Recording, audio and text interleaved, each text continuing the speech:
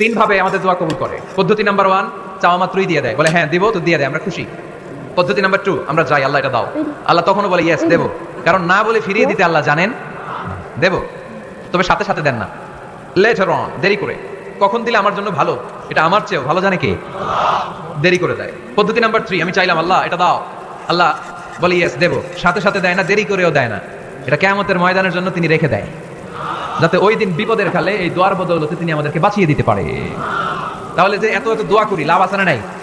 হয় সাথে সাথেই কবুল, নয় কিছু সময় দেরি করে কবুল, তা না হলে আখেরাতের অ্যাকাউন্টে আমাদের জন্য ব্যালেন্সে রেখে দিয়েছে কে?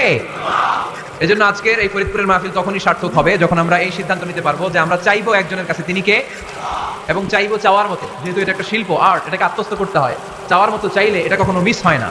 এজন্য আমরা মন প্রাণ উজাড় করে আল্লাহ তাআলার কাছে চাইবো, শুধু নিজের জন্যই চাইবো, আশেপাশে আর কারোর জন্য চাইবো না। কেন? ওনার জন্য চাবো কেন? আমার দামি চাবো, ওনারটা উনি চাবো, কথা কন। অনেকে বলে হুজুর আমি আরেকজনের জন্য দোয়া করে কি লাভ, ওনারটা উনি করবে, আমারটা আমি করি। এরকম একটা লজিক বা যুক্তি আছে না নাই? এটা ভুয়া যুক্তি, এটা কোনো গ্রাউন্ড নাই। কারণ আমার জন্য দোয়া করলে যেমনি লাভ, আরেকজনের জন্য করলেও লাভ। হাদিসে এসেছে কোন মুসলিম যদি ইয়াদউ লি আখিহিল মুসলিম বিযাহরিল গায়ব, তার কোনো ভাইয়ের জন্য যদি কেউ দোয়া করে, ওই দোয়াটা আগে আল্লাহ তার জন্য কবুল করে নেয়। কারণ সে দোয়া যাই করে, পাশ থেকে ফেরেশতারা বলে ওয়ালাকা বিমিসলিন, ওয়ালাকা বিমিসলিন, তোমার জন্য এটা কবুল করো। যেমন আপনি দোয়া করলেন আল্লাহ আমার এই ভাইটা অসুস্থ, আল্লাহ আমি দোয়া করছি আল্লাহ আপনি তাকে সুস্থ করে দেন। ফেরেশতারা বলে আল্লাহ ওয়ালাকা বিমিসলিন, যিনি দোয়া করছে তার যদি কোনো রোগবালাই থাকে আগে তারে সুস্থ করে দেন।